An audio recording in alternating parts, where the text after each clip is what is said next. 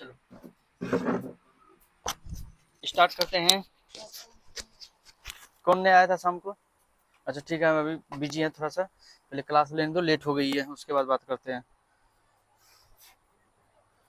चलिए हाँ, तो ज़रा ये बताओ कि हम कहाँ पे थे।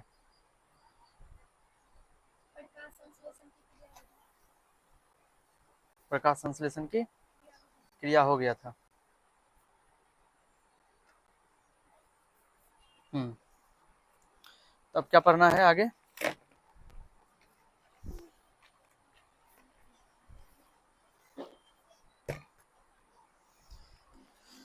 हेडिंग दो अब आगे। लास्ट पॉइंट बता सकते हो क्या लिखाए थे?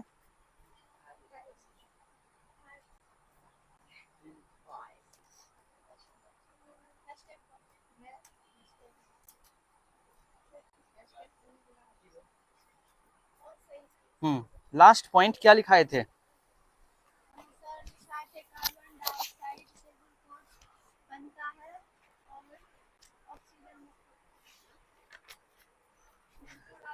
अच्छा चलो ठीक है।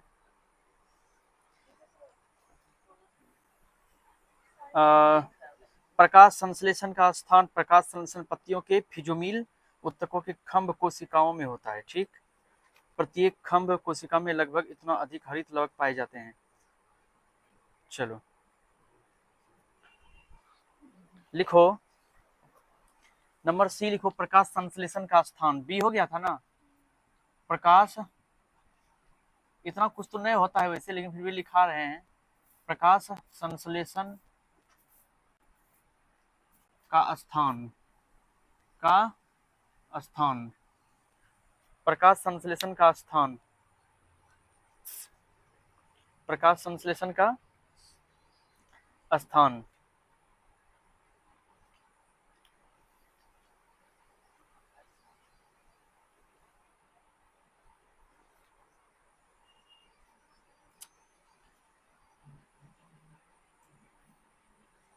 लिखा? अब लिखो,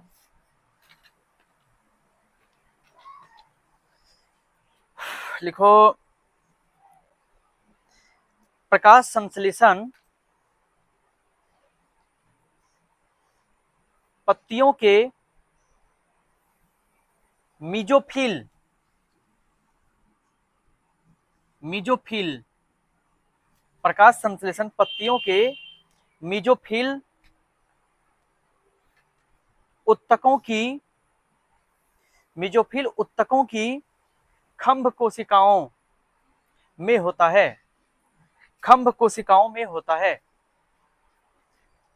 मीजोफिल उत्तकों की खंभ कोशिकाओं में होता है।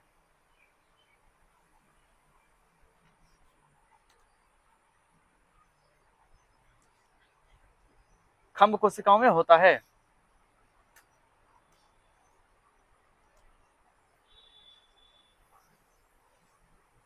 प्रत्येक खंभ कोशिका में लगभग, प्रत्येक खंभ कोशिका में लगभग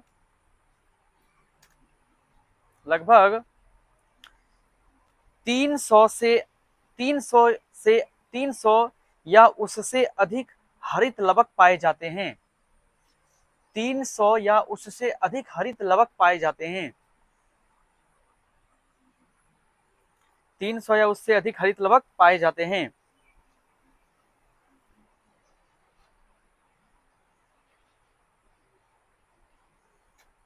स्टार देके लिखो, प्रत्येक हरित लवक का व्यास लगभग, प्रत्येक हरित लवक का व्यास लगभग 4 माइक्रोमीटर से 6 माइक्रोमीटर, 4 माइक्रोमीटर से 6 माइक्रोमीटर के बीच होता है। प्रत्येक हरित लवक का व्यास लगभग 4 माइक्रोमीटर से 6 माइक्रोमीटर होता है।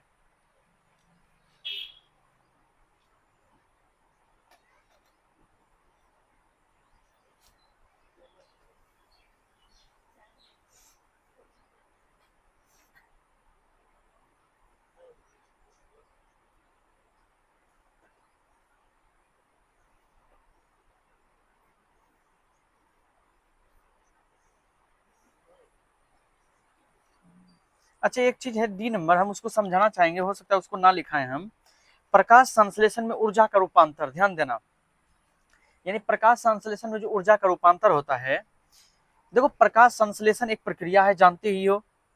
इसमें जो विकिरण ऊर्जा होता है, विकिरण ऊर्जा, कौन सा ऊर्जा, कल हम लिखाए थे, विकिरण ऊर्जा को रासायनिक ऊर्जा में बदला जाता है, बदला जाता है, रासायनिक ऊर्जा में बदला जाता है। यह रासायनिक ऊर्जा स्टार्च के अणुओं के बीच, स्टार्च के अणुओं के बीच रासायनिक बंधनों में सुरक्षित रहता है। स्टार्च जो होता है उसके अणुओं के बीच एक रासायनिक बंधन होता है ना, वहां पे स्टार्च होता है, ध्यान देना। इस तक जो स्टार्च स्टार्च के जो कण होते हैं, इसके बीच जो बंधन है, इसके बीच में यहाँ पे तुमको ये चीज दिखाई देगा, ठीक है, अणुओं के बीच होता है, स्टार्च के अणुओं के बीच। अब देखो रासायनिक ऊर्जा में बदला जाता है। यही ऊर्जा शाकाहारी जंतुओं में भोजन के साथ पहुंचती है। शाकाहारी जीव जितना भी है ना, बकरी हो गया, गाय हो गया, ये जितने भी हैं जीव हो गए, हम लोग हो गए, हम लोग तो मांसाहारी भी हैं, इनमें यही चीज ऊर्जा जो है पहुंचती है। आगे देखो, आहार श्रृंखला के माध्यम से जीव मंडल के जितना भी जीव है, अपने जीव मंडल में आहार श्रृंखला के दृष्टिकोण से अगर देखें तो इस प्रकार से सौर ऊर्जा ही प्राय पूरे जीव मंडल का, यानी सूर्य की ऊर्जा पूरे जीव मंडल का एकमात्र ऊर्जा का आधार है। बस ये समझ लो, ऊर्जा का आधार है पूरे जीव मंडल में, पूरे जीव मंडल के लिए सौर ऊर्जा। सौर ऊर्जा मतलब सूर्य का ऊर्जा। हम लोगों के लिए भी जरूरी है कि सूर्य की ऊर्जा, सूर्य से विटामिन डी की कमी खत्म होती है, हम लोग को विटामिन डी मिलता है, ठीक। अब प्रकाश संश्लेषण का महत्व समझ लो। प्रकाश संश्लेषण पौधों के जीवन को तो आवश्यक है ही, यह संपूर्ण सृष्टि के लिए भी आवश्यक है। प्रकाश संश्लेषण की बात समझना अब, कि प्रकाश संश्लेषण हम लोगों ने देखा कि प्रकाश संश्लेषण की क्रिया पौधों की पत्तियों पे होता है, हरित लपकों पे, ठीक है। अब यहाँ कहता है कि प्रकाश संश्लेषण की क्रिया जो है वो जीवन के लिए आवश्यक तो है ही, लेकिन इस पूरे संसार, पूरी सृष्टि के लिए भी आवश्यक है। ये कैसे, भोजन तो पौधों को मिलता है, चलो भाई उससे ऑक्सीजन रिलीज होता है, तो हमको भी फायदा है, हम जीवों को, पूरे संसार को, पूरे जीव मंडल को जो है, संपूर्ण सृष्टि को कैसे आवश्यक है। सभी परपोषी जीव अपने भोजन और ऊर्जा के लिए प्रत्यक्ष या अप्रत्यक्ष रूप से, प्रत्यक्ष या परोक्ष रूप से पौधों पर ही आश्रित है। अब देखो कितनी बड़ी बात है यहाँ पे, ये सब चीज मैं लिखाऊंगा नहीं, समझा रहा हूं, इसलिए ध्यान से समझो। सभी परपोषी जीव अपने भोजन और ऊर्जा के लिए, सभी परपोषी जीव जो है अपने भोजन और ऊर्जा के लिए प्रत्यक्ष या परोक्ष रूप से पौधों पर ही आधारित है। किस पर आधारित है, तुम कहोगे हमको पौधा तौधा को मतलब नहीं, हम पौधा नहीं खाते हैं, तब क्या खाते हो तुम, बोलो, हम बता देते हैं तुम कैसे पौधे पर आधारित हो। हम सीधा कर, जितना भी जीव है वो सब पौधों पर आधारित है। एग्जाम्पल दे देंगे हम, बताओ ऐसा कौन जीव है जो पौधा नहीं खाता है, गाछ वृक्ष के पत्तों को नहीं खाता है, बोलो कौन नहीं खाता है, बोलो ना, है तो ऑप्शन मांग रहा है। सौंपो खाता है क्या पत्ता, कुत्ता देखे हो घास खाते हुए, घास खाता है कुत्ता, ऐसा ऐसा जानवर का नाम, ऐसा कोई जीव बताओ जो कि घास उसने खाता है, बिल्ली, चलो बिल्ली का नाम बोला, बिल्ली एक एग्जांपल ले लेते हैं। अब देखना, प्रत्यक्ष या अप्रत्यक्ष रूप से तुम ध्यान से देखो कि जितना जीव है सब पौधों पर ही आधारित है। कैसे, बिल्ली क्या खाता है, चूहा, चूहा क्या खाता है, अनाज कहां से आता है, पौधों से आता है ना, पहुंचा ना वहीं पे। और बोलो, और बोलो ऐसा कोई जीव जो कि घास या फिर पौधों से कुछ नहीं खाता है, उनको कुछ नहीं चाहिए उनको, है। सांप का एग्जांपल लिया ये, चलो सांप क्या खाता है, मेढक, मेढक क्या खाता है,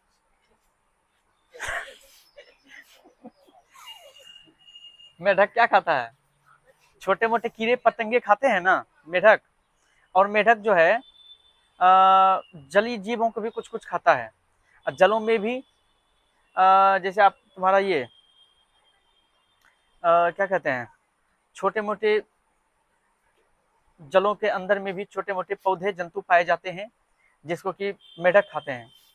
तो अगर तुम प्रत्यक्ष और अप्रत्यक्ष रूप से देखो कि पौधे भी कहीं ना कहीं इन चीज से जुड़ा हुआ है, ये सांप भी, क्योंकि सांप मेढक को ही सिर्फ नहीं खाता, सांप दूध भी पीती है या पीता है। और दूध कहीं कहीं गाय से आता है, गाय घास खाता है, आया ना घास पे। इंसान, इंसान तो खैर सब कुछ खाता है। और बोलो, और ऐसा कुछ बोलो। शेर पे आओगे क्या? शेर क्या खाता है? मांस, बकरी, कछुए, कछुआ नहीं, खरगोश, हिरन, जिसको भी वो खाता है सब खाता है घासे। नेवला का, चलो नेवला, नेवला क्या खाता है? सिर्फ सांपे खाता है नेवला है? और भी चीजें खाता है। अच्छा, सांप का तुम एग्जांपल जो दे रहे हो, सांप सिर्फ मेढक ही खाता है क्या? चूहा नहीं खाता है? सांप चूहा नहीं खाता है? कौन, क्या इंसान हो तुम लोग। सांप छोटे मोटे सब जीवों को खा जाता है, जैसे कि चूहा हो गया, चूहा को भी खा जाता है, कभी कभी अजगर सांप, बकरी, मुर्गी सब खा जाता है। तो क्या वो सब ने पौधों से जुड़ा हुआ है? बोलो। अब चलो ये जलीय जीवों पे चला गया, सब जुड़ा हुआ है इससे। अब उतना एग्जांपल देंगे समय लग जाएगा, चलो फिर कभी आगे देखो। पौधे प्रकाश संश्लेषण द्वारा ऑक्सीजन मुक्त करते हैं। पौधे क्या मुक्त करते हैं? प्रकाश संश्लेषण द्वारा ऑक्सीजन मुक्त करते हैं, ठीक है, जो जीवन का आधार है। जीवन का क्या है? ये वातावरण में ऑक्सीजन और कार्बन डाइऑक्साइड के बीच संतुलन स्थापित करता है। पौधा जो है ना, अपने वातावरण में, इस पर्यावरण में ऑक्सीजन और कार्बन डाइऑक्साइड के बीच क्या करता है? संतुलन बना के रखता है। संतुलन का मतलब क्या हुआ? संतुलन का मतलब हो गया जितना सफिशिएंट ऑक्सीजन जरूरी है वो ऑक्सीजन भी रहता है, और कार्बन डाइऑक्साइड भी जितना चाहिए कार्बन डाइऑक्साइड भी जरूरी है। ये मत समझना कार्बन डाइऑक्साइड हम लोगों के लिए जरूर हार्मफुल है, लेकिन कार्बन डाइऑक्साइड अगर नहीं होगा फिर पेड़ पौधा क्या लेगा? तो इसीलिए पेड़ पौधे उसको लेता है हर, और हम क्या करते हैं? कार्बन डाइऑक्साइड छोड़ते हैं और वो कार्बन डाइऑक्साइड लेता है। प्रकृति ने देखो कॉम्बिनेशन कितना मस्त बनाया है, हमको दिया ऑक्सीजन का जरूरी, उसको दिया कार्बन डाइऑक्साइड का जरूरी। तो कॉम्बिनेशन प्रकृति भगवान ने बनाया, ऐसे थोड़ी है, बहुत मशक्कत से बनाया है इस नियम को। इसीलिए जितना वो ऑक्सीजन छोड़ता है तुम उतना कार्बन डाइऑक्साइड छोड़ते हो, संतुलन बना रह जाता है, एक बगल से आना एक बगल से जाना, तुम देते हो वो देता है, वो निकालता, ऐसे चलते रहता है प्रक्रिया। विभिन्न प्रकार के जीवाश्म ईंधनों जैसे कोयला सब हो गया, इसकी ऊर्जा का आधार प्रकाश संश्लेषण है। क्योंकि कोयला सब जलेगा, जब तक ऑक्सीजन नहीं रहेगा ना आग नहीं जलता। जान लो, आग को जलने के लिए ऑक्सीजन की जरूरत है। आग को जलने के लिए ऑक्सीजन नहीं होगा आग नहीं जलेगा, और वो जब तक जलेगा नहीं तो कार्बन डाइऑक्साइड निकलेगा कैसे? उससे कार्बन डाइऑक्साइड भी निकलता है। आगे है प्रकाश संश्लेषण को प्रभावित करने वाले कारक। हाँ, प्रकाश संश्लेषण को कौन प्रभावित कर सकता है, इस बात को समझ लो। देखो, प्रकाश संश्लेषण को अनेक बाह्य और आंतरिक कारक प्रभावित करता है। जैसे बाह्य कारकों में तापक्रम, प्रकाश की तीव्रता, प्रकाश की तीव्रता ध्यान देना, एक तो तापक्रम हो गया, और जल वायु में कार्बन डाइऑक्साइड का सांद्रण प्रमुख है। वायु प्रदूषण जैसे कारखानों में चिमनियों में निकलने वाली उड़न राख, धुआं, अन्य गैसें प्रकाश संश्लेषण को बहुत अधिक हानि पहुंचाती है। वायु प्रदूषण के कारण होने वाले अम्लीय वर्षा से पौधों की पत्तियां झुलस जाती हैं, अम्लीय वर्षा से, जिससे उनमें प्रकाश संश्लेषण की क्षमता नहीं रह जाती। पर्णहरित की मात्रा, पत्तियों में अन्य पदार्थों की जमाव, कोशिकाओं की भौतिक रासायनिक अवस्थाएं प्रकाश संश्लेषण को प्रभावित करने वाले आंतरिक कारक हैं। बहुत इंपॉर्टेंट पॉइंट था ये। देखो, कभी कभी तुम देखे हो कि कुछ पौधे वृक्षों के पत्ते जो हैं होता हरा है, लेकिन धीरे धीरे वो देखो पीला हो गया, वहां भी देखो है पत्ता पीला हो गया है। पीला क्यों हुआ? फिर नहीं, पीला प्रकाश संश्लेषण के द्वारा थोड़ी हुआ है। पीला होने का मेन कारण है कि उसमें क्लोरोफिल खत्म हो गया। पत्ता में जब तक क्लोरोफिल है, क्योंकि हरा क्यों किसके कारण रहता है?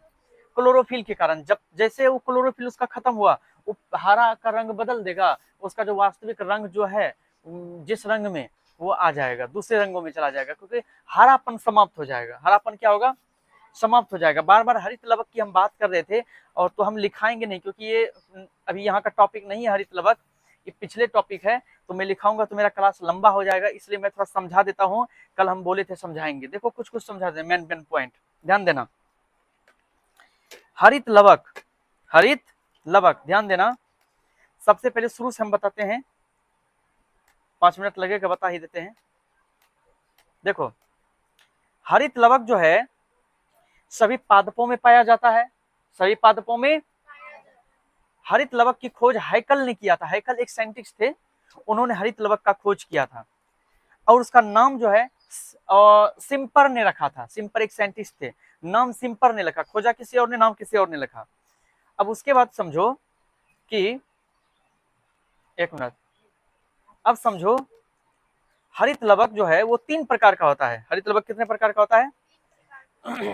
पहला होता है तुम्हारा हरित लवक में, हम यहाँ लिखा देते हैं लेकिन लिखना नहीं है, तुम लोग क्या करोगे, लिख लोगे क्या? उतना कितना थोड़ा सा लिखोगे, लेकिन ये क्लास 9th का टॉपिक है, ठीक।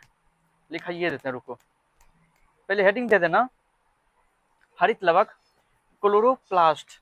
लेकिन यहाँ पे हेडिंग क्या दोगे जानते हो? क्लास 9th का। अब देखो क्लास 9th का है तो हम लिखा देते हैं यहाँ पे, चलो क्लास 9th का। अब यहाँ हेडिंग दो हरित लवक, हरित लवक, बार बार इसका नाम आ रहा है तो लिख ही लो, हरित लवक। इसको कहते हैं chloroplast, CHLO, chloroplast, PLASTS, प्लास्ट, chloroplast.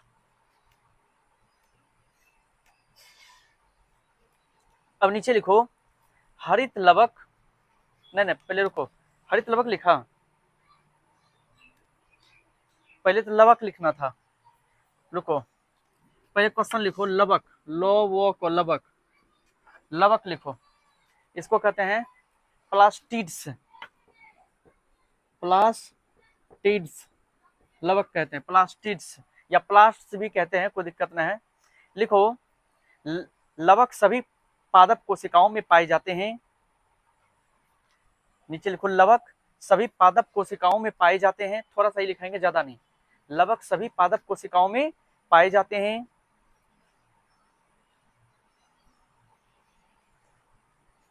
इसका खोज हैकल नामक, हैकल, होइका कोलो, हैकल, हैकल ने किया, लेकिन इसका नाम सिम्पर, स्वस्तिका मोपो संजुक रो, सिम्पर, लेकिन इसका नाम सिम्पर ने रखा।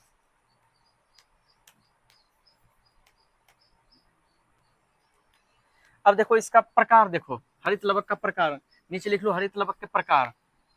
हरित लवक के 3 प्रकार होते हैं। पहला है अवर्णी लवक, अवर्णी लवक, पहला तुम्हारा अवर्णी लवक। दूसरा है वर्णी लवक, वर्णी लवक। और तीसरा है हरित लवक। तीसरा क्या है? हरित लवक, हरित लवक। अब देखो हरित लवक, अब पहले बात करते हैं हम अवर्णी लवक। जानते हो अवर्णी लवक कहाँ होता है? पत्तियों में अवर्णी लवक, जहां प्रकाश नहीं पहुंचता है।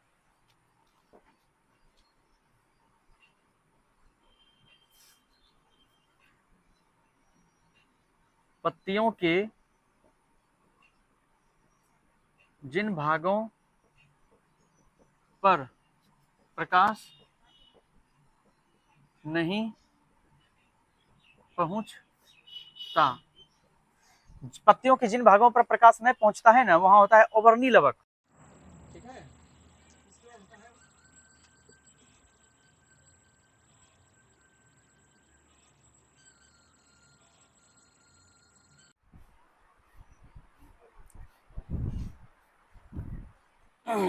कहां तक लिखा? हाँ, तो पत्तियों के जिन भागों पर प्रकाश नहीं पहुंचता है वहां होता है अवर्णी लवक। उसके बाद हरे को छोड़कर सभी रंगीन भागों में तुमको मिलेगा वर्णी लवक। रंगीन भागों में, रंगीन भागों में होता है तुम्हारा वर्णी लवक। अब आता है लास्टली कौन सा? हरित लवक। जानते हो जहाँ हरा भाग जितना है सभी हरा भाग में कौन सा रहेगा? तुम्हारा हरित लवक। हरित लवक केवल हरे भागों में होता है। ये किसमें होता है? केवल हरे भागों में, केवल हरे भागों में। ओके,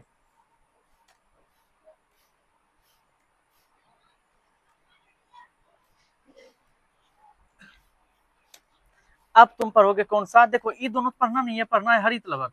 अब तुम लिखो हरित लवक। हरित लवक, हरित लवक लिखो। ये लिख लिया ना, ठीक है। हरित लवक लिखो। हरित लवक क्या है? अब लिखो हरित लवक को क्लोरोप्लास्ट, क्लोरोप्लास्ट, हरित लवक को क्लोरोप्लास्ट कहा जाता है, जो कि हरे रंग का लवक होता है। हरे रंग का लवक होता है।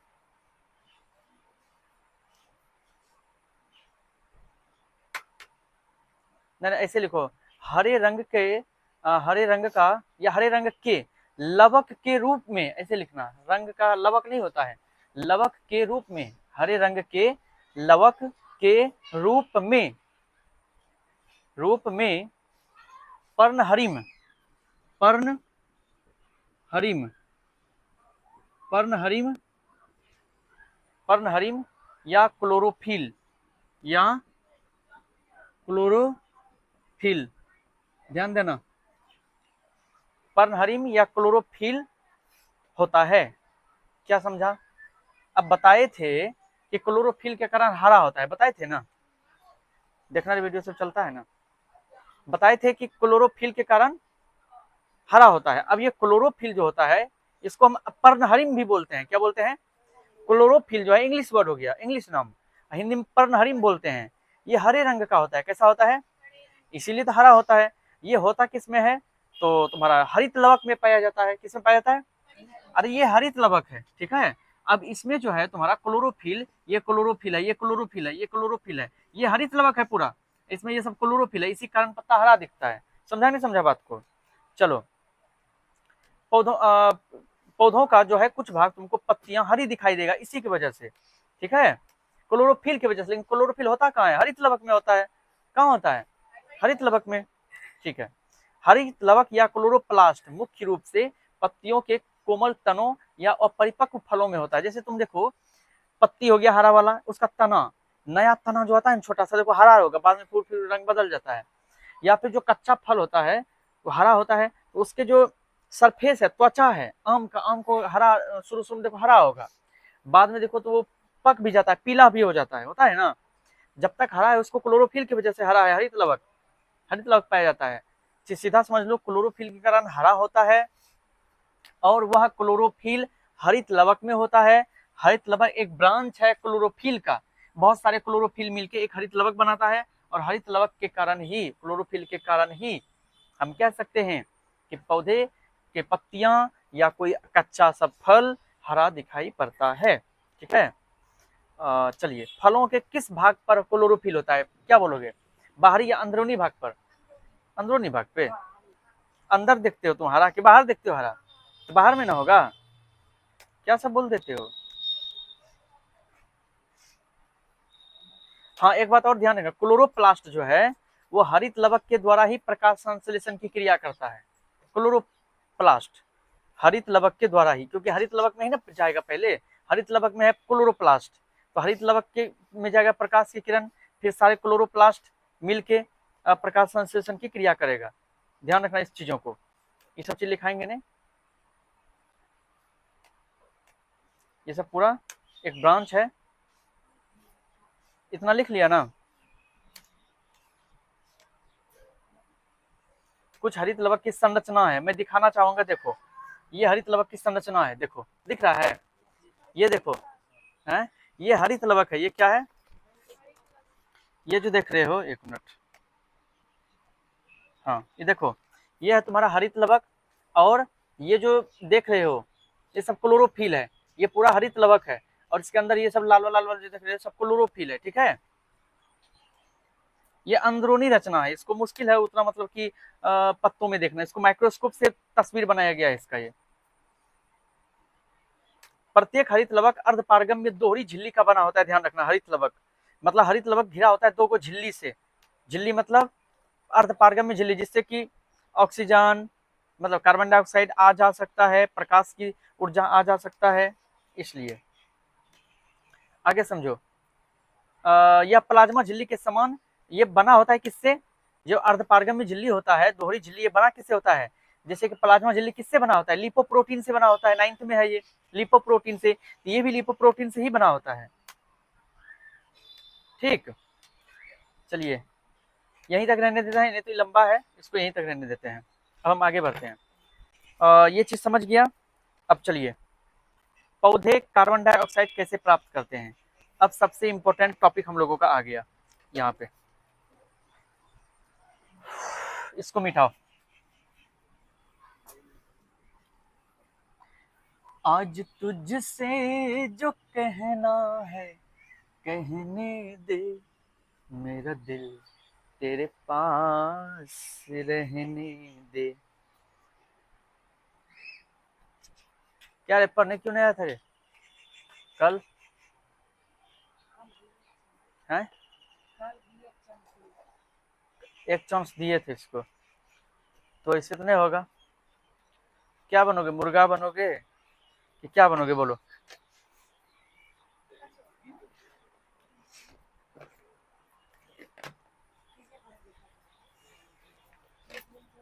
बोलो। हमरा प्यार के बदला में बोला का दिलवारू हो। क्या दिलवारू? मुर्गा। लिखो, पौधे कार्बन डाइऑक्साइड तू जब दिलवारू तू ता दिल ना लगई हाँ, फिर जान आई हाँ, अब जा जा प्राप्त करते हैं। अरे थोड़ा सा मनोरंजन भी जरूरी है, पढ़ते पढ़ते नहीं बोर हो जाओगे, समझा? बीच बीच में थोड़ा सा मनोरंजन जरूरी है। एक फिगर बनाना है मुझे, तुम लोग भी थोड़ा सा साथ दोगे बनाने में। फिगर जब कहेंगे तुम लोगों को बनाने के लिए तब बनाइयो, अभी नहीं बनाइयो। ओके, मैं बनाऊं? हाँ मैं तो बनाऊंगा ही ना। थोड़ा सा वीडियो रोक देते हैं तब तक, नहीं तो लंबा हो जाएगा। फिगर पहले बना लेते हैं।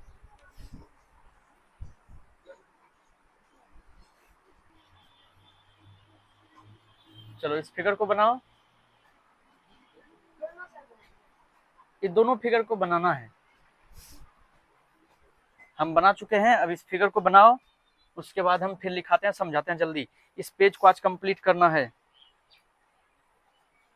इधर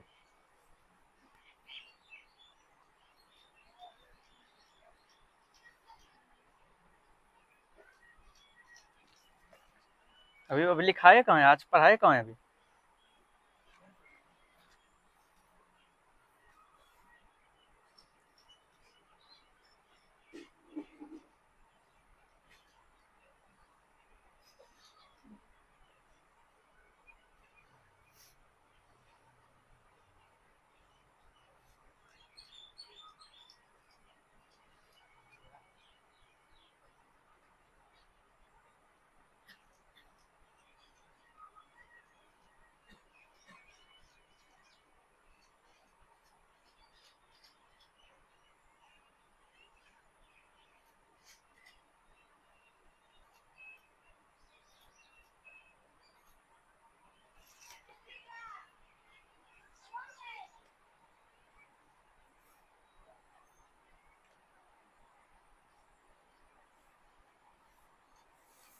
अच्छा, नाइन्थ का टॉपिक नहीं है? 9th के टॉपिक में जगह बचा है क्या? और उसमें कुछ और लिखाना था, लेकिन ज्यादा जगह चाहिए। अच्छा, 9th का टॉपिक हम फिर से लिख के लिखा देंगे, उसको उस जगह फेयर कर लेना जब फेयर करोगे, ठीक है? उसके बाद तब इसको लिखना। हो गया? चलो अब समझो, देखो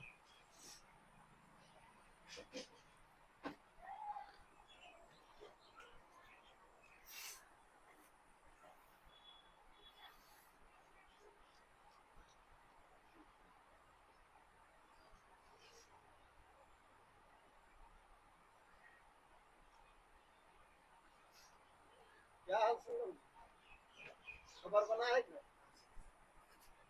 हो गया। अब समझो, भेज दिए हैं लेकिन चलेगा किसी वक्त भी। जल्दी करो। ठीक है और सब कहिए। कल धरना पर था किरण दा आए थे, हम सोचे कि जो है देखो पौधे कार्बन डाइऑक्साइड कैसे प्राप्त करते हैं, क्वेश्चन ये है मेरा। अब हम लोग समझेंगे पौधे कार्बन डाइऑक्साइड कैसे प्राप्त करते हैं। देखो ये पूरा पेज काट सबसे पहले प्रकाश संश्लेषण के लिए आवश्यक कार्बन डाइऑक्साइड विसरण द्वारा रंध्रों से होकर प्रवेश करती है। ध्यान देना, विसरण के बारे में समझाए थे पहले। विसरण क्या होता है ये जान लो। विसरण किसी में जाना और वापस उससे या फिर आना, ये विसरण होता है। लेकिन 10 जाके इंटर में पढ़ोगे विसरण और परासरण दोनों के बारे में। विसरण जब पत्तियों के अंदर जाता है कार्बन डाइऑक्साइड और फिर बाहर आता है। जब हवा के किसी कण का अंदर जाना और आना पत्तियों के अर्धपारगम्य झिल्ली से होता है तो उस घटना को हम विसरण कहते हैं। जब यही घटना पानी के साथ होता है, जैसे कि चना को फूल लेते तो चना फूल जाता है, इसका मतलब पानी उसके अंदर गया। जब यही घटना पानी के अंदर जाने से या आने का होता है तो उसको परासरण कहते हैं। फिलहाल हम हवा के जाने की बात कर रहे हैं, कार्बन डाइऑक्साइड या ऑक्सीजन की, तो हम विसरण बोलेंगे। विसरण प्रकाश संश्लेषण के लिए आवश्यक कार्बन डाइऑक्साइड विसरण द्वारा, किस द्वारा? विसरण प्रक्रिया है, विसरण द्वारा रंध्रों से होकर प्रवेश करती है। कहाँ से होकर प्रवेश करती है? रंध्रों से होकर प्रवेश। अब रंध्र देखो कहाँ है, ये है खुला रंध्र और ये जो है तुम्हारा यहाँ यह है बंद रंध्र। ये कैसा है? बंद रंध्र। रुको, रंध्र को हम बंद नहीं किए हैं, थोड़ा सा बंद कर देते हैं रंध्र को। ठीक है, ये खुला रंध्र था और ये है मेरा बंद है। अच्छा देखिए इसमें जो है क्या करेगा, हम क्या करेगा, हम तो हम तो अपने ये देखो इसको बंद, ये खुला है और वो बंद है। देखो इसके अंदर ये खुला है ना, रंध्र बिल्कुल खुला है, देख रहे हो। लेकिन यहाँ देखो रंध्र बंद है। रंध्र क्या है? बंद है। तो ध्यान रखना कि यह जो है कार्बन डाइऑक्साइड जो है रंध्रों से होकर प्रवेश करती है। फिर से समझो, प्रकाश संश्लेषण के लिए आवश्यक कार्बन डाइऑक्साइड विसरण की प्रक्रिया द्वारा रंध्रों से होकर प्रवेश करती है। कहां से होकर? रंध्रों से होकर प्रकाश संश्लेषण में उपोत्पाद के रूप में मुक्त होने वाली ऑक्सीजन इन्हीं रंध्रों से होकर बाहर निकलती है। मतलब कार्बन डाइऑक्साइड इन्हीं रंध्रों से अंदर जाती है और इन्हीं रंध्रों से क्या होता है? बाहर आती है। ठीक है, रंध्र क्या है? अब सबसे प्रश्न उठता है रंध्र क्या है? पत्तियों की बाहर देखो, पत्तियों की सतहों पर पाए जाने वाली छिद्र, पत्तियों की सतहों पर पाए जाने वाले छिद्र जिनका खुलना बंद होना द्वार कोशिकाओं द्वारा नियंत्रित होता है। मतलब पत्तियों के बाहर में छिद्र पाया जाता है। क्या पाया जाता है? छिद्र। जो पत्ती होता है उसके बाहर में छिद्र पाया जाता है, ध्यान देना। और वो छिद्र जो है वो खुलेगा और बंद होगा। ये जो खुलना और बंद होना है ये द्वार कोशिकाओं द्वारा नियंत्रित होता है। मतलब द्वार कोशिका जो है, द्वार कोशिका वो 9th में है, द्वार कोशिका पढ़ा होगा या नहीं पढ़ा है फिर यहाँ समझोगे। द्वार कोशिका क्या करता है कि उन रंध्रों को बंद भी करता है, खुला भी छोड़ता है। खुला छोड़ता है आने के लिए कार्बन डाइऑक्साइड को, फिर जाने के लिए भी ऑक्सीजन को, फिर उसको बंद भी करता है। तो खुलना और बंद करना ये कौन करता है? द्वार कोशिका। कौन? द्वार कोशिका। याद रखना इस बात को, रंध्र को खोलता और बंद करता कौन है? द्वार कोशिका। कौन? द्वार कोशिका। कोशिका का द्वार जिसको कहते हैं, इसे समझ लो। ठीक, जो खुली हुई अवस्था में गैसों के विनिमय तथा वाष्पोत्सर्जन में सहायक होते हैं, रंध्र कहलाते हैं। ये पत्तियों के अलावा तनों या जड़ों पर भी पाए जाते हैं। तनों और जड़ों पर भी पाए जाते हैं, ध्यान रखना। रंध्रों से होकर भाप के रूप में जल की हानि होती है। रंध्रों से होकर भाप के रूप में जल की क्या होती है? हानि होती है। जैसे कि मान के चलो कि जल है, अब उसमें क्या हुआ कि टेम्परेचर पड़ा उस पर, तो क्या होगा? वेपोराइज होगा, उस पे जल भाप के रूप में उड़ेगा, तो जल की हानि होती है, जिसे वाष्पोत्सर्जन कहते हैं। वाष्पोत्सर्जन, वाष्प निकलना। जल की हानि को रोकने के लिए बहुत से पौधे अपने रंध्रों को बंद कर देता है। क्या कर देता है? बंद कर देता जब देखता है फायदा हो रहा है, ठीक है, जब देखता है कि मतलब पानी की हानि हो रही है तो पानी तो कम पड़ जाएगा, इसलिए वो रंध्र को क्या कर देता है? बंद कर देता है।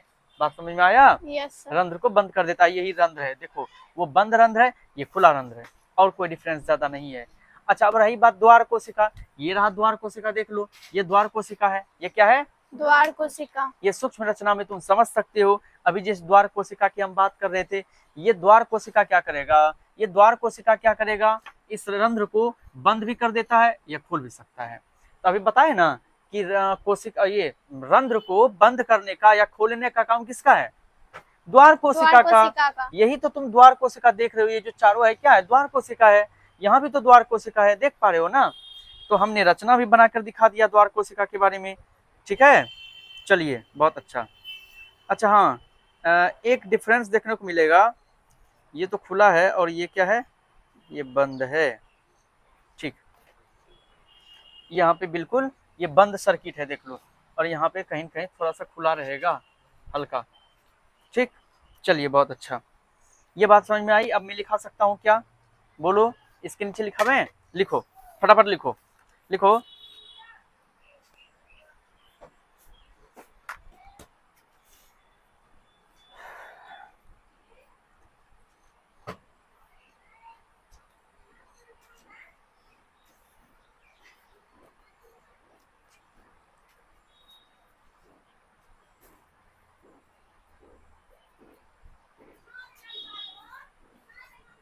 लिखना है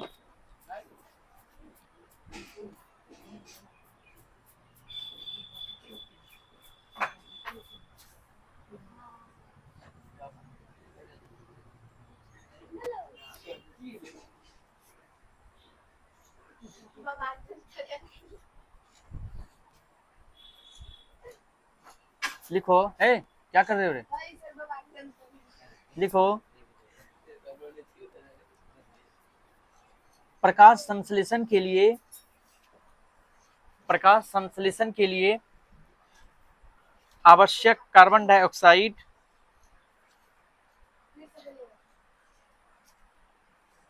प्रकाश संश्लेषण के लिए आवश्यक कार्बन डाइऑक्साइड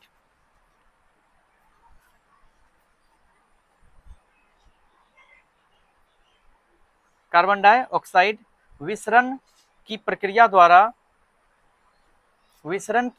द्वारा रंध्रों से होकर प्रवेश करती है, रंध्रों से होकर प्रवेश करती है।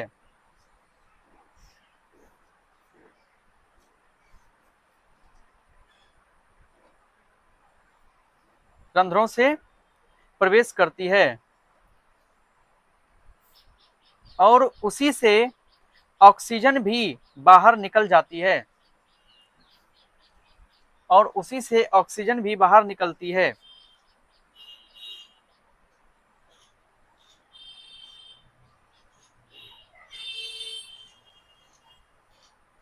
अब क्वेश्चन लिखो नीचे, अब क्वेश्चन लिखो नीचे, रंध्र क्या है?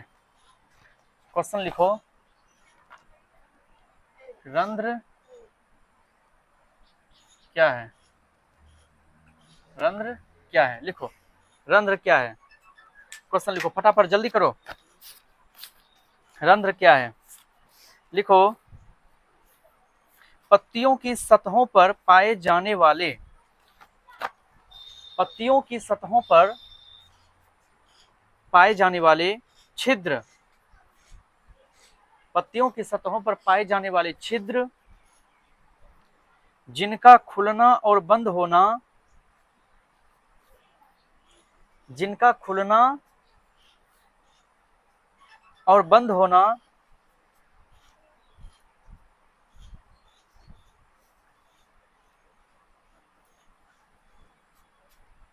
द्वार कोशिकाओं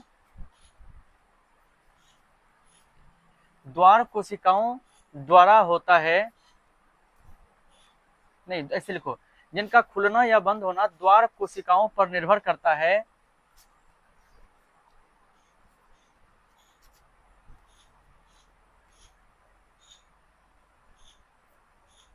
रंध्र कहलाते हैं।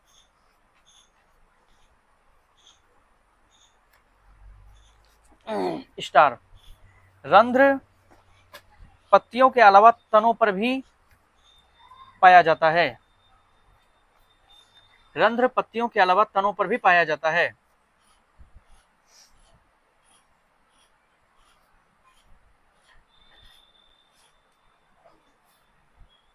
स्टार एक और लिखो। रंध्रों से होकर भाप के रूप में, रंध्रों से होकर भाप के रूप में जल की हानि होती है,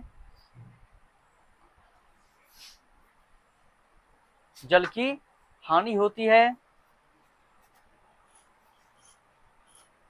इस हानि को रोकने के लिए,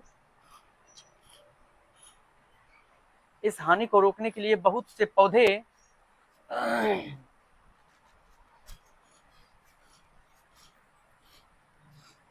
पौधे अपने रंध्रों को बंद कर लेते हैं।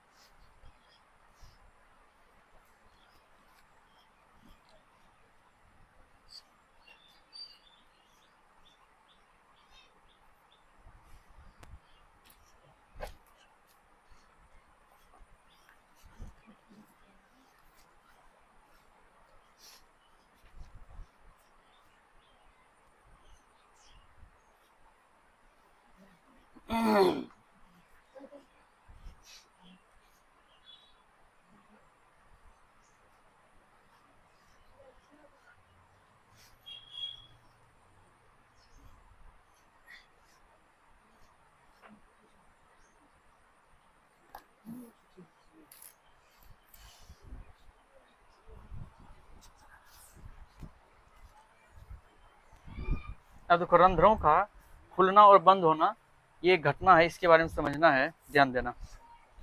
क्या इसको अब मिटा दे? नहीं, इसको रहने दो अभी। अब ध्यान देना,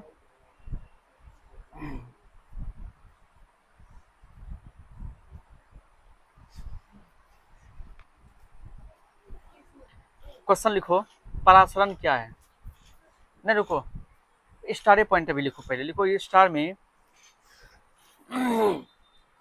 दिन के समय प्रकाश संश्लेषण के कारण, दिन के समय प्रकाश संश्लेषण के कारण द्वार कोशिकाओं में, द्वार कोशिकाओं में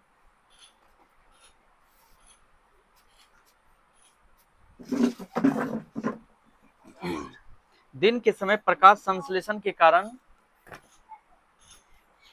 द्वार कोशिकाओं में स्टार्च जमा हो जाता है,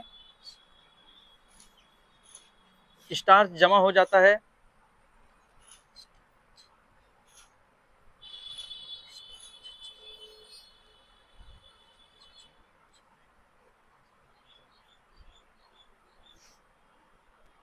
और परासरण के कारण, फिर वीडियो कटेगा।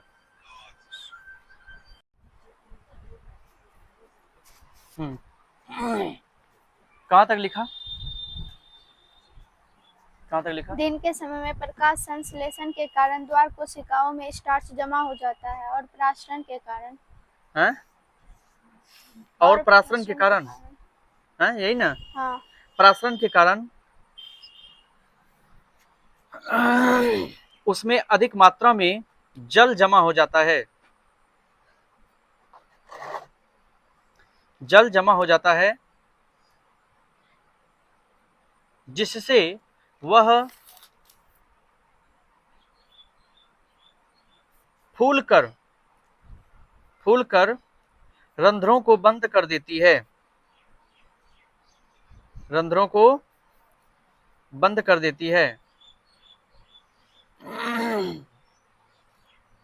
अब एक क्वेश्चन लिखो, परासरण क्या है? यहीं पर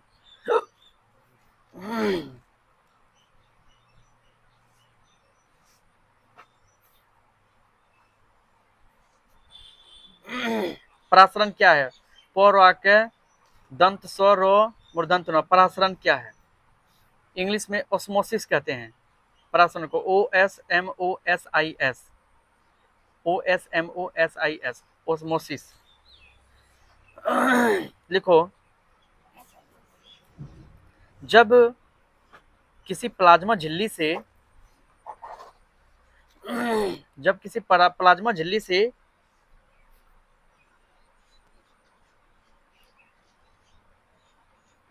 प्लाज्मा झिल्ली से होकर द्रव्य पदार्थ उच्च सांद्रण से निम्न सांद्रण की ओर गमन करता है, उच्च सांद्रण से निम्न सांद्रण की ओर प्रवाहित होता है, लिख सकते हो प्रवाहित होता है, प्रवाहित होता है, तो इस घटना को परासरण कहते हैं, इस घटना को परासरण कहते हैं।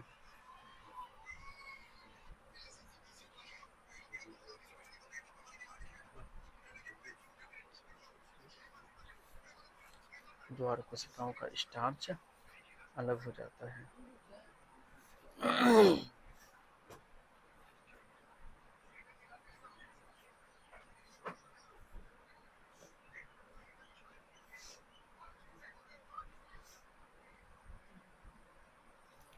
अब देखो दूसरा स्टार लिखो, रात्रि काल में द्वार कोशिकाओं का स्टार्च, रात्रि काल में द्वार कोशिकाओं का स्टार्च अलग हो जाता है।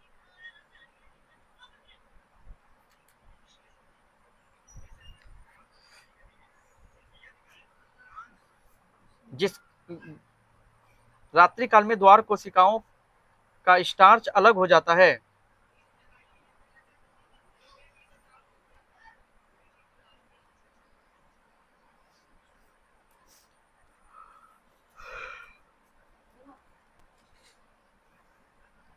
इसलिए पुनः परासरण के कारण जल बाहर निकल जाता है,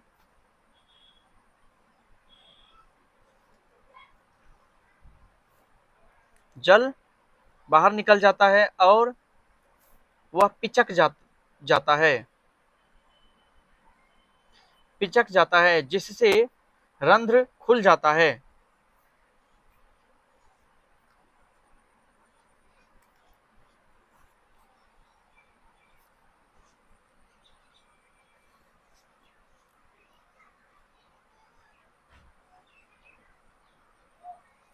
आगे को क्वेश्चन लिखो, यहाँ पे बार बार उपापचय, एक क्वेश्चन आता है उपापचय क्या है, ये क्वेश्चन आता है।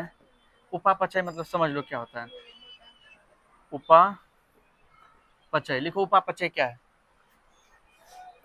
उपापचय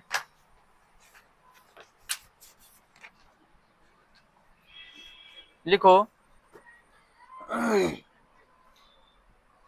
कोशिका के अंदर अथवा जीव के अंदर, कोशिका के अंदर अथवा जीव के अंदर होने वाली समस्त जैविक रासायनिक अभिक्रियाओं, होने वाली समस्त जैविक रासायनिक अभिक्रियाओं को,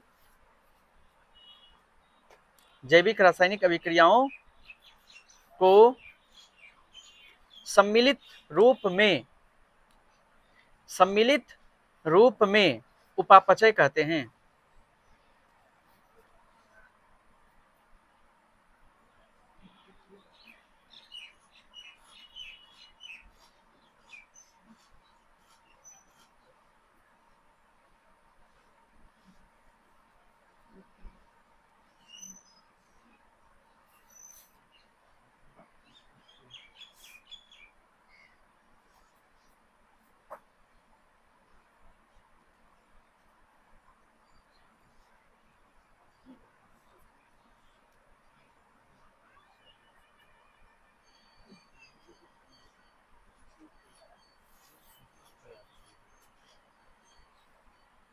आगे क्वेश्चन लिखो,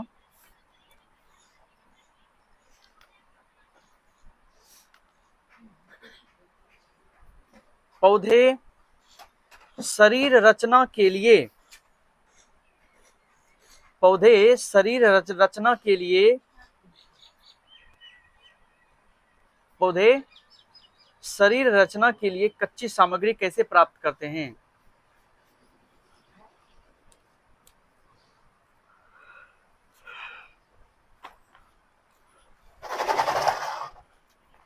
पौधे शरीर रचना के लिए कच्ची सामग्री कैसे प्राप्त करते हैं? एक शायर ने कहा, क्या जानते हो? एक शायर ने कहा कि मैंने तुमको उतना देखा जितना देखा जा सकता था। मैंने तुमको उतना देखा जितना देखा जा सकता था, फिर भी इन दो आंखों से कितना देखा जा सकता था? वाह वाह, ताली ताली। फिर भी इन दो आंखों से कितना देखा जा सकता। कितना देखा जा सकता था?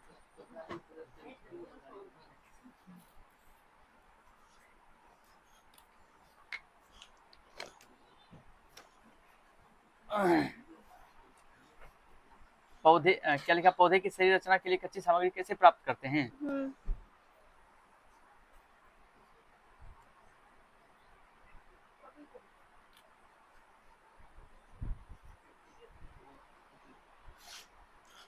लिखो, आंसर लिखो। पौधों की जड़ें जो बड़ी अरों एका अनुस्वार जड़ें, पौधों की जड़ें मिट्टी से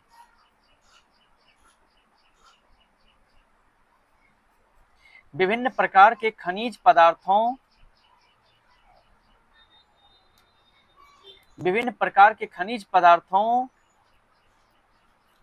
जैसे नाइट्रोजन, फास्फोरस,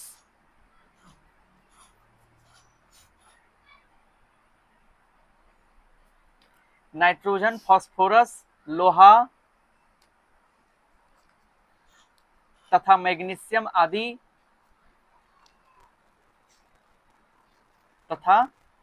मैग्नीशियम आदि के जलीय घोल को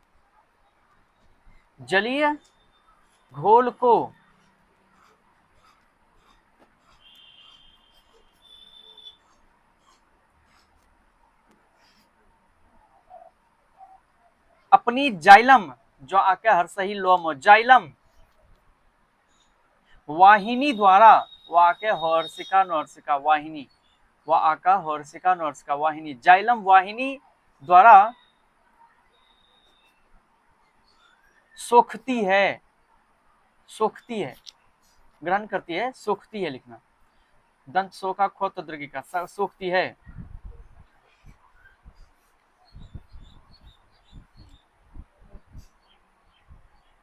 नीचे स्टार देख लिखो, नाइट्रोजन से प्रोटीन मिलता है,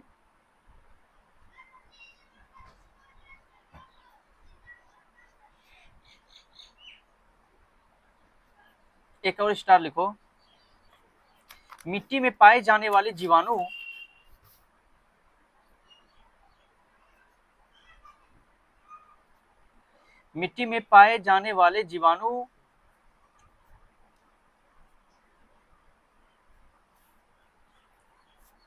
वायुमंडल की अकार्बनिक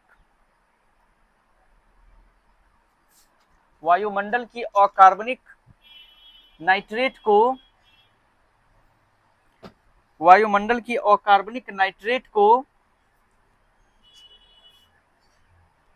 नाइट्राइट में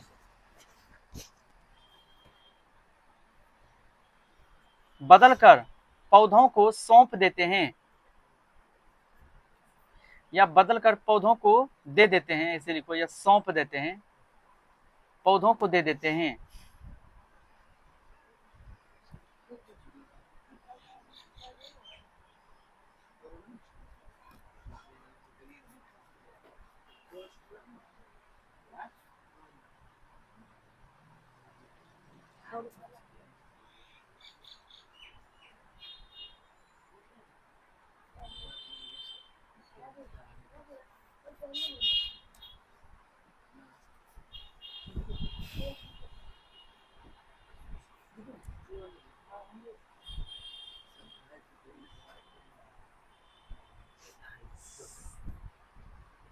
चलो यहाँ तक हो गया।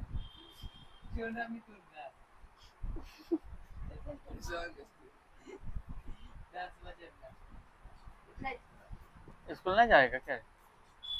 अब कब जाएगा तुम स्कूल? यहाँ से जाएगा, कहेगा घर में लेट हो गया है, यहाँ जाएगा घर में कहेगा लेट हो गया, सब लेट से छुट्टी दिया, तुमको यहाँ सुनवाएगा बोली बात। कितना समय हुआ है? 9:43। जल्दी निकलो, निकलो जल्दी। ये घर में जाके झूठ बोलेगा, निकलो जल्दी घर, जल्दी निकलो यहाँ से। हो गया यहाँ क्लास, अब छुट्टी देंगे, थोड़ी देर में छुट्टी देंगे, जल्दी पहुंचो। हम फोन करके बोल देंगे हम पहले छुट्टी दे दी 9 बजे। हम तो यही बोलेंगे घर में हम 9 बजे छुट्टी दे दिए थे, वो कहीं घूम गया होगा। हम तो फोन करके बोल देंगे हम 9 बजे छुट्टी दे दिए। इसका पापा फोन किया था।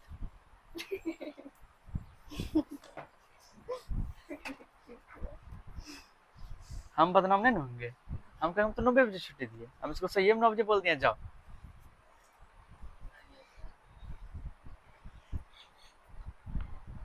सर कल स्कूल जाएंगे, परसों फाइनल कबड्डी। एक मिनट।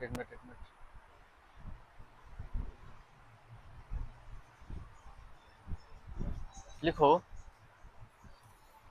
साइंस है ना, बनाना पड़ता है ना लैंग्वेज। देखते हो कितना है, इतना लैंग्वेज को अब छोटा सा देखना बनाएंगे, ठीक सोचना पड़ता है इसके लिए। मैथ ना सवाल लिखिए बना दिए। कहाँ से सर दिमाग लाते हैं? कहाँ से दिमाग लाते हैं? सब प्रैक्टिस है, तुम भी आओगे इस क्षेत्र में तो सीख जाओगे। अभी अध्ययन करो, अध्ययन के बाद ये सब लिखो।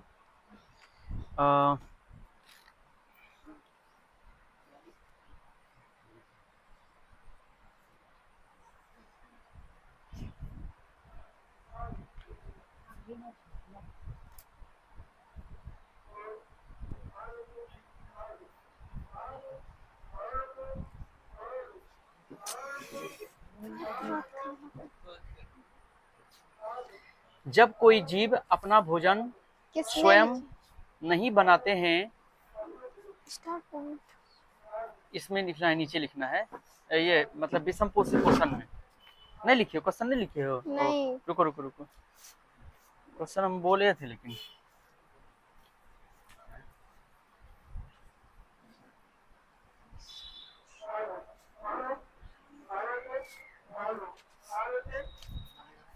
ये दूसरा शायद होगा, हमको लगता है ये देख लेना। तो ये जो विषम पोषी हम लिखा रहे हैं, विषम पोषी पोषण, उस इसको हेटेरो कहते हैं इंग्लिश में, HETERO, हेटेरो ट्रॉपिक। चैप्टर का नाम न्यूट्रिशन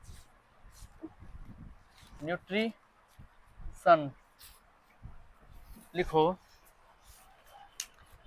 जब कोई जीव अपना भोजन स्वयं नहीं बनाकर, जब कोई जीव अपना भोजन स्वयं नहीं बनाकर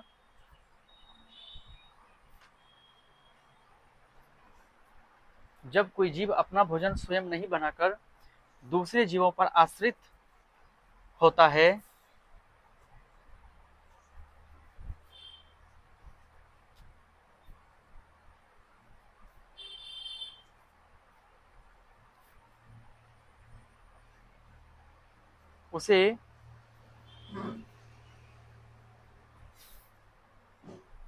उसे परपोषी जीव कहते हैं, उसे परपोषी जीव कहते हैं।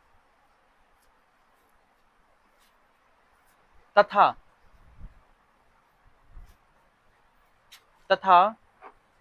पोषण की इस विधि को, इस प्रक्रिया को लिख सकते हो या विधि को, तथा पोषण की इस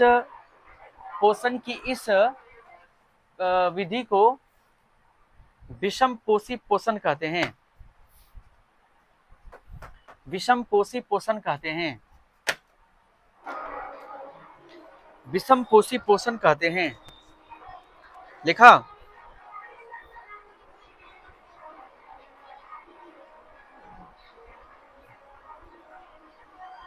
स्टार देख लिखो। हरे पौधों एवं कुछ अन्य स्वपोषियों हरे पौधों एवं कुछ अन्य स्वपोषियों के अलावा हरे पौधों एवं कुछ अन्य स्वपोषियों के अलावा प्रायः सभी सजीव विषमपोषी होते हैं। प्रायः सभी सजीव विषमपोषी होते हैं।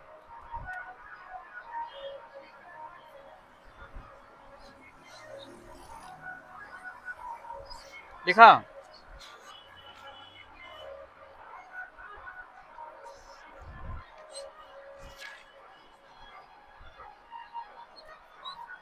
चलो आगे लिख लिया। अब देखो,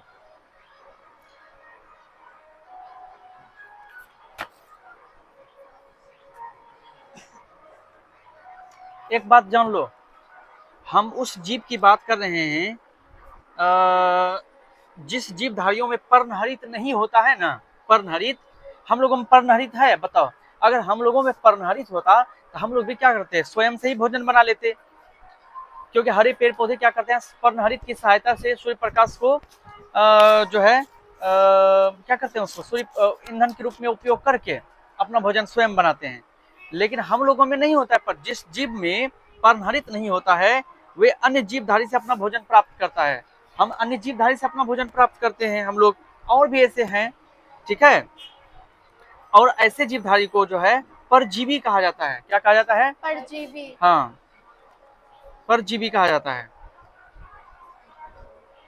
जो दूसरे जीवधारियों से अपना भोजन प्राप्त करता है, ठीक है। परजीवी कहो या उसको विषमपोषी जीव कहो, बात बराबर है। फिर भी स्टार देके लिख लो, लिखो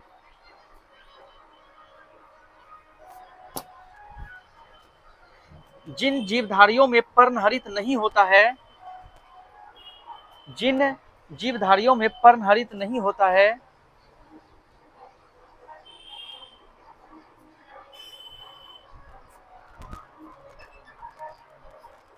पर्णहरित नहीं होता है, वे अन्य जीवों से अपना भोजन प्राप्त करते हैं। वे अन्य जीवों से अपना भोजन प्राप्त करते हैं।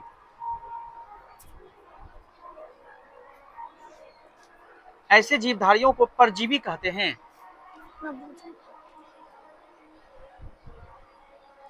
ऐसे जीवधारियों को परजीवी कहते हैं। क्या कहते हैं? परजीवी कहते हैं।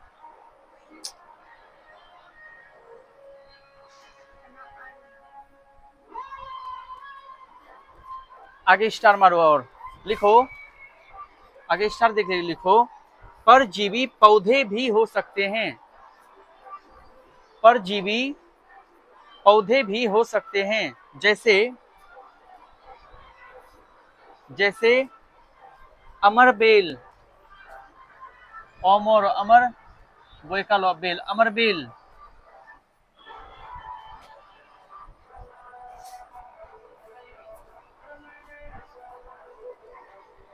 परजीवी पौधे भी हो सकते हैं जैसे अमरबेल, या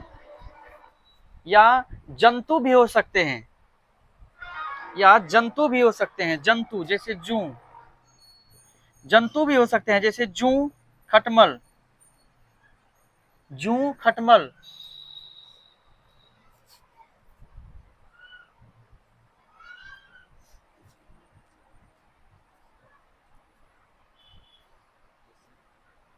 स्टार देख के लिखो आगे, परजीवी अपने पोषी जीव को मारकर,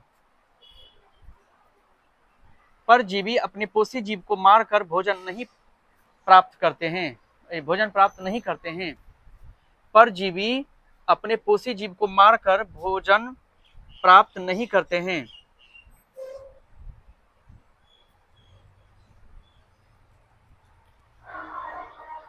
आगे स्टार लिखो, लेकिन शिकारी जानवर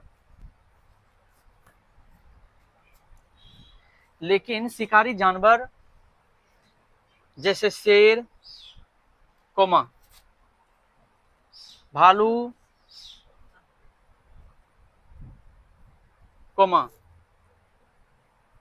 और कोनो शिकारी जानवर बोलो। चीता लिख लो। चीता अपने अपने पोषी जीव को मारकर, अपने पोषी जीव को ही मारकर भोजन प्राप्त करते हैं।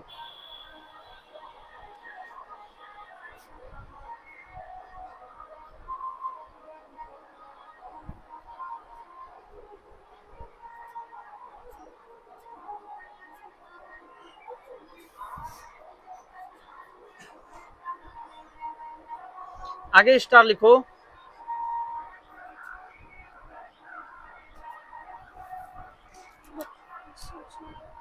कुछ कवक कवक, कुछ कवक जैसे मशरूम, ईस्ट, ब्रेड मोल्ड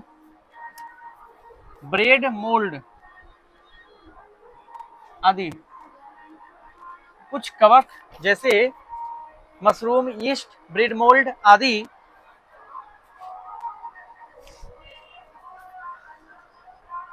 मृत वस्तुओं से अपना भोजन प्राप्त करते हैं। मृत वस्तुओं से अपना भोजन प्राप्त करते हैं।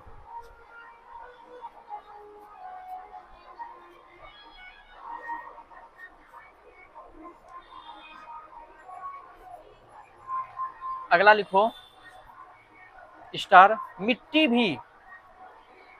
भी मृत जानवरों का मांस खाता है। मिट्टी भी मृत जानवरों का मांस खाता है।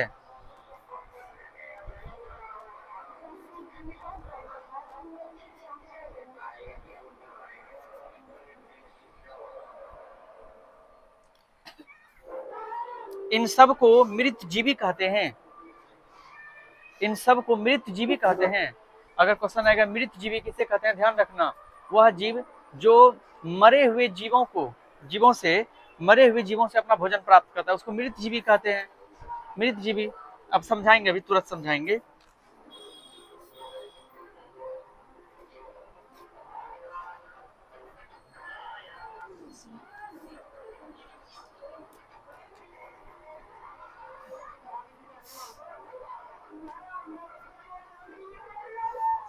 आगे लिखो। कुछ परजीवी अपने पोषी के शरीर के बाहर ही रहकर, कुछ परजीवी अपने पोषी के शरीर के बाहर ही रहकर पोषण प्राप्त करते हैं। पोषण मतलब भोजन, ब्रैकेट में लिख सकते हो। पोषण प्राप्त करते हैं, जैसे मच्छर, खटमल।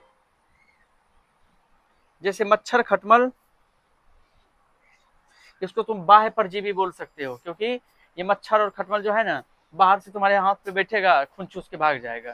तो क्या किया है, बाहर से भोजन प्राप्त किया और दूसरे जीवों से मतलब हम हो गए उसके भोजन। सोचो जरा। कुछ होता है कुछ जो होता है अंतः परजीवी के शरीर के अंदर होता है, जैसे कि टेमवर्म, एस्केरिस, प्लाज्मोडियम। ये लिखिए लो, एक कथी छोड़ेंगे, लिखो स्टार देके। कुछ परजीवी अपने पोषी के शरीर के अंदर रहते हैं। कुछ परजीवी अपने पोषी के शरीर के अंदर रहते हैं, जैसे टेपवर्म, याद होगा एक रखने का, रखना। एस्केरिस,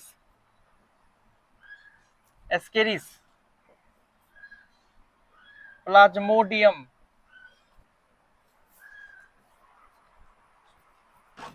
एंट अमीबा।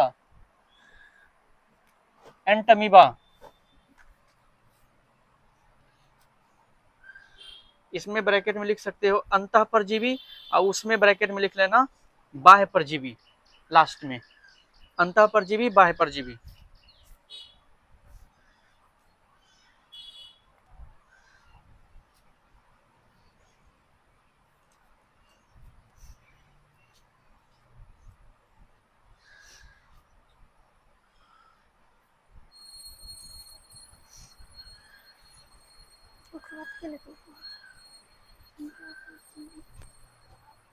कितना समय हुआ